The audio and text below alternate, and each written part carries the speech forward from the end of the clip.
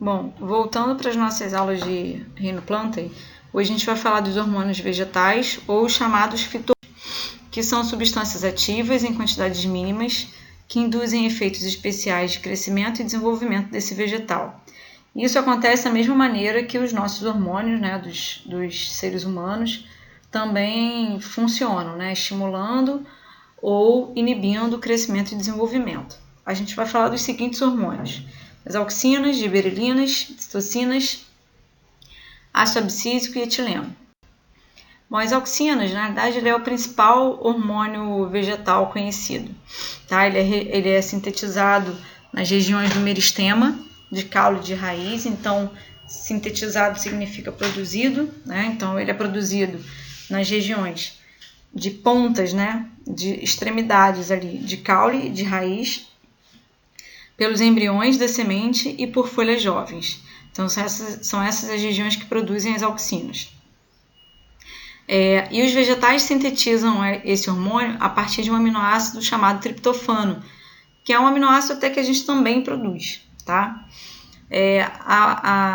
O movimento dessa auxina, né, a fluidez dessa auxina, acontece sempre do ápice para a base, né, de cima da planta para baixo, né, de cima até a base da planta, que é próxima à raiz. São transportados pelos vasos liberianos, né, que passam através do floema, e essa auxina é muito sensível à luz. Então é essa luz justamente que determina essa distribuição de auxina, que muitas vezes ela acaba sendo desigual. Então, se eu tenho aqui um caule jovem em que eu tenho uma incidência de luz aqui muito maior nesse ápice, é comum que a auxina migre para essa região que tem a maior concentração de auxina, e aí esse vegetal, inclusive, tem movimento, né, em relação à luz. A gente vai falar isso mais para frente. As auxinas, então, fluem do lado iluminado para o lado sombreado, promovendo nesse um crescimento maior. Então, sempre a gente consegue ver isso com muita facilidade quando a gente observa os girassóis, né? Aquela região que é estimulada pela luz é onde se acumula maior nível de auxina, e aí essa parte do vegetal tem esse movimento, principalmente em direção à luz.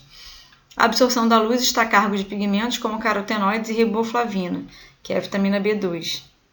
Então, essa planta absorve bastante luz, né, através de alguns pigmentos, a própria clorofila e esses carotenoides e riboflavinas. Essas auxinas, né, o que elas têm como função? Né? Elas promovem o alongamento das células, promovem o crescimento do caule e da raiz, que é principalmente as regiões que ela está presente, estimula o amadurecimento dos frutos e inibe o crescimento das gemas laterais.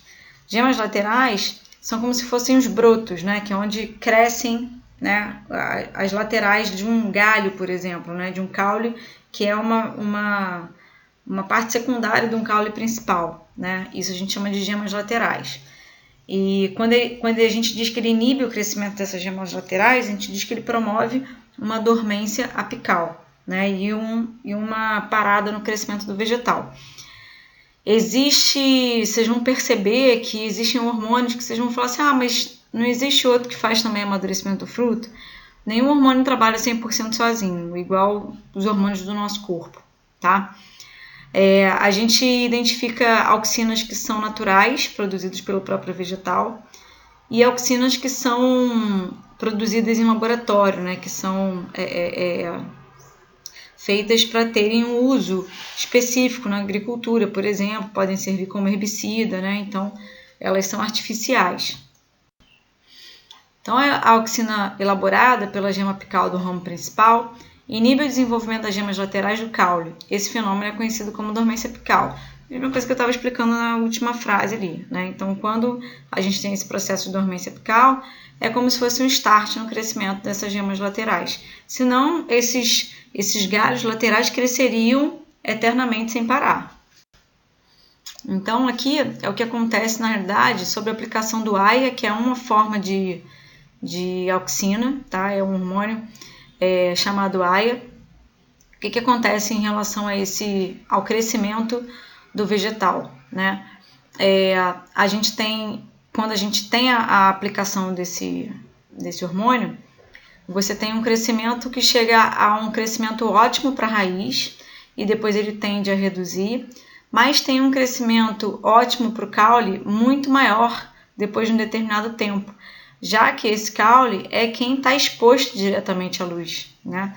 Por isso que a gente fala que a auxina tem essa conexão direta em relação à exposição à luz, tá? Então existem momentos específicos para ponto ótimo para crescimento da raiz e momento específico para um momento ótimo em relação ao crescimento de caule, tá? Já as giberelinas, elas são produzidas no embrião das sementes, no meristema apical do caule e em folhas jovens.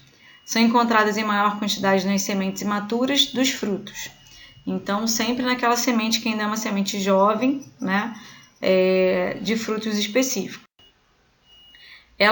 A giberelina tem como funções promover o crescimento e extensão das células do vegetal, induzir a partenocarpia, né, são frutos partenocárpicos, a gente também vai voltar a falar nisso em algum momento. Isso também tem a ver com a floração, né, com o fato desse vegetal florescer, né, florir, dar flores. Promovem a quebra da dormência das sementes, possibilitando a germinação. Então, as sementes chegam num momento, muitas vezes, de dormência, né, de estar num momento estagnado. Em algum momento, essa giberelina é produzida e promove a possibilidade de germinação dessas sementes, tá? Elas também são conhecidas por estimularem e promoverem o crescimento de plantas geneticamente anãs, que são plantas que são conhecidas como plantas que não têm um crescimento muito grande, tá? A gente diz que elas também estimulam a divisão celular das células vegetais.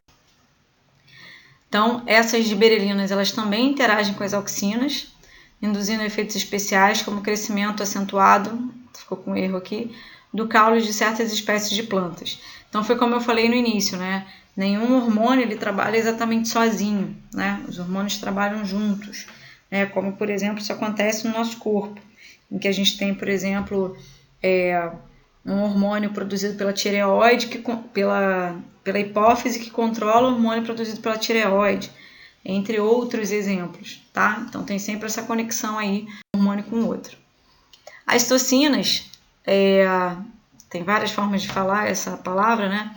São substâncias também reguladoras de crescimento e ela estimula a divisão celular, estimula o processo de divisão celular, responsável pelo crescimento e retardamento da senescência. O que é isso, né? Quando o vegetal chega no momento de envelhecer suas folhas, e as folhas caírem por um processo de envelhecimento, tá?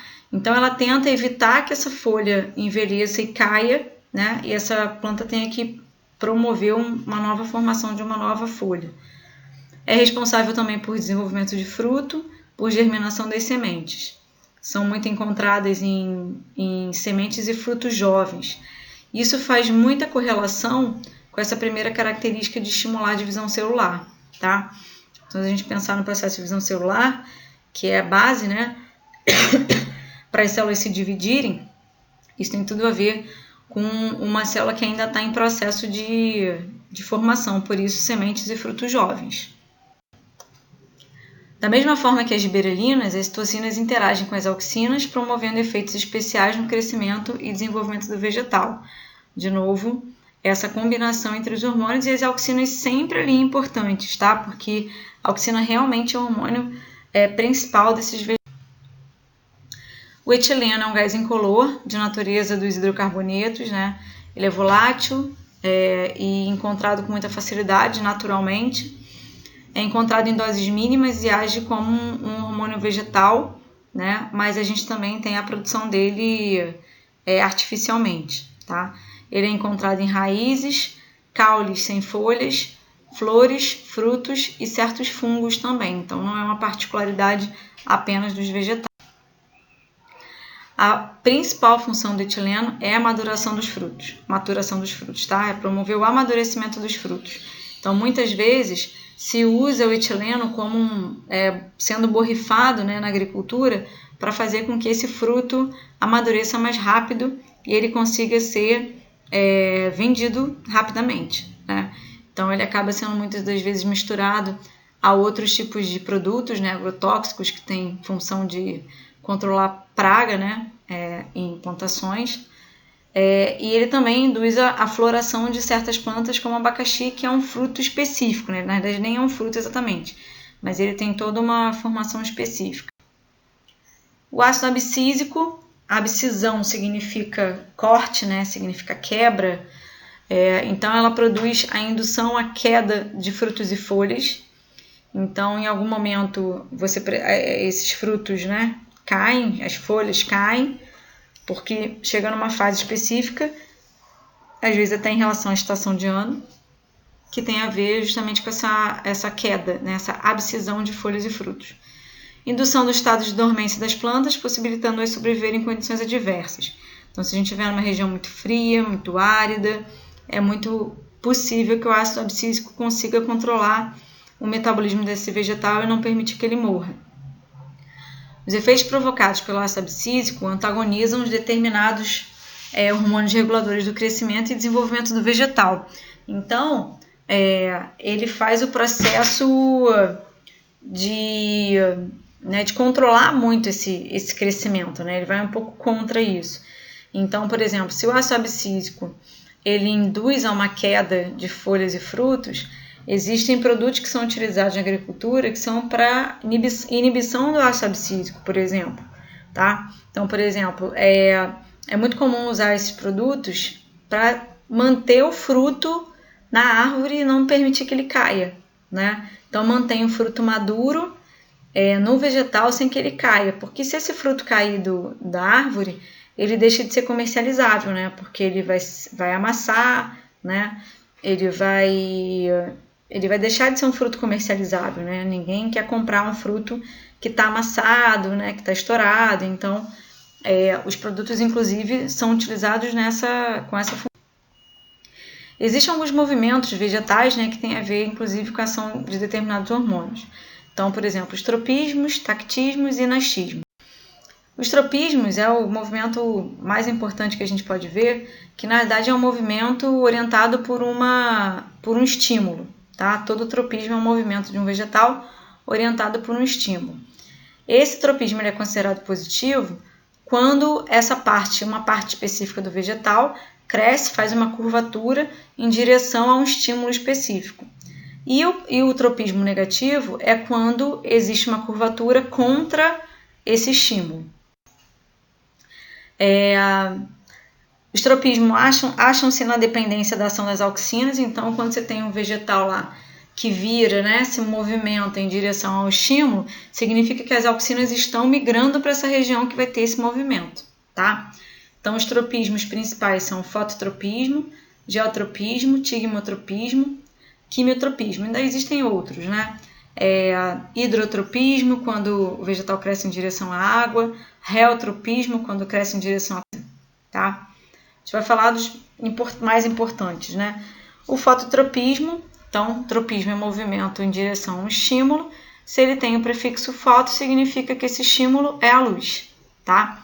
Então, a gente diz que caules e folhas têm fototropismo positivo, óbvio, né? Caules e folhas crescem em direção à luz, então elas têm um fototropismo positivo.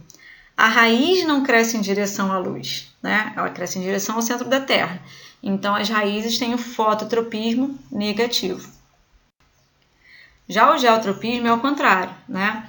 O estímulo aí, no caso, é a ação da gravidade. Então, nesse caso, caules e folhas têm um geotropismo negativo, porque elas não crescem em direção ao centro da terra, né? Não crescem para baixo. Já as raízes têm um geotropismo positivo, porque elas crescem para baixo em direção ao centro da terra. Tá? Então, aqui é só um exemplo, né, para vocês verem, né? Colocada a planta em posição horizontal, verifica-se após algum tempo maior concentração de auxina do lado inferior, se ela estiver numa região enterrada, por exemplo, né? Esse aumento na concentração de auxina determina no caule estímulo do crescimento e na raiz inibição. E aí, com isso, se tem um movimento, né? Então, por exemplo, a raiz vai ter um geotropismo positivo, né? Se ela estiver lá sendo estimulada pelo centro da terra, e as folhas e o caule um geotropismo negativo. O tigmotropismo é o tropismo típico de gavinhas, né? São plantas que fazem aqueles ramos que são, como se fossem espirais, né? Se enrola em torno de um suporte. Isso é o típico tigmotropismo. Ela se encosta numa determinada planta maior, né, num ramo maior de uma outra planta, e ela vai se enrolando, né? Ela vai se fixando usando uma planta maior como suporte. Então dá para vocês verem aqui nessas plantas de maracujá, uva, é fácil. E o quimiotropismo é o caso do tubo polínico das plantas da parte feminina da planta, que cresce em direção ao óvulo, por uma ação química mesmo, por um estímulo químico. Os nastismos são movimentos não orientados, né, independem da direção ou da origem de um estímulo. São movimentos que se desenvolvem de acordo com a simetria do órgão reagente, quer dizer, tem um movimento, mas não tem a ver com aquele estímulo, como o tropismo, que tem um estímulo específico, tá? Tem a ver com o órgão em si. Então a gente tem o fotonastismo, que é quando flores como a dama da noite, não sei se vocês já viram essa planta, mas ela é muito conhecida, que as pétalas se voltam para cima durante o dia, com a corola fechada, né, a parte das pétalas, e para baixo durante a noite, num processo inverso. O que significa? Ela está se movimentando, mas por conta de uma característica física daquele vegetal, tá? Não é porque a luz exatamente vai sempre estimular e isso vai ter um movimento de auxina, não é, tá? E existem outros vegetais que fazem isso, como Vitórias régias, 11 horas, não sei se já ouviram. O tigmonastismo são movimentos característicos de tentáculos de folhas de drosera, que são aquelas plantas carnívoras, né, que na verdade o certo é chamar de planta insetívora, né? Ela tem como se fossem uns dentes, né, meio que uns tentáculos, né? E com um líquido meio pegajoso, que quando o inseto pousa ali, ela faz um movimento para fechar esse inseto e liberar ele em bolsas que tem um suco digestivo para digerir, tá? Existem outras plantas insetívoras que têm um movimento parecido. Bom, a floração, como é que as plantas controlam a sua floração, né? A reprodução de grande parte das plantas está associada às estações do ano, né? Então, é controlada por períodos de iluminação, tá? Esse período de iluminação é chamado de fotoperiodismo. Então, o fotoperíodo, ele controla a floração, principalmente das plantas, né? Vai florescer, em que momento ela não vai florescer. Então, o fotoperíodo é essa duração do dia em relação à noite, quanto tempo de exposição, né, essa planta precisa ficar exposta à luz. E o fotoperiodismo é a resposta do vegetal em relação ao fotoperíodo, ao tempo de exposição à luz. Então, a gente tem, assim, com isso, plantas de dia longo, são plantas que florescem quando o dia é mais longo em relação à noite, quer dizer, elas dependem de um tempo de exposição à luz muito maior, tá? As plantas de dia curto, elas florescem quando o dia é curto em relação à noite, quer dizer, elas não dependem de muito tempo de exposição à luz, tá? E existem as plantas neutras ou indiferentes, que a floração vai depender desse fotoperíodo. Ela vai florescer, só que pode ter muita exposição, pouca exposição, ela vai florescer. Então a gente consegue perceber mais ou menos assim, tá vendo? A gente mostra assim que de plantas de dia longo, essa parte amarelo é a maior tempo de exposição à luz e aqui menos tempo de exposição à luz. E um dia curto com interrupção de noite tem mais a ver com essas plantas que são indiferentes, elas vão alternando períodos de exposição, períodos de não exposição, mas elas vão florescer da mesma maneira.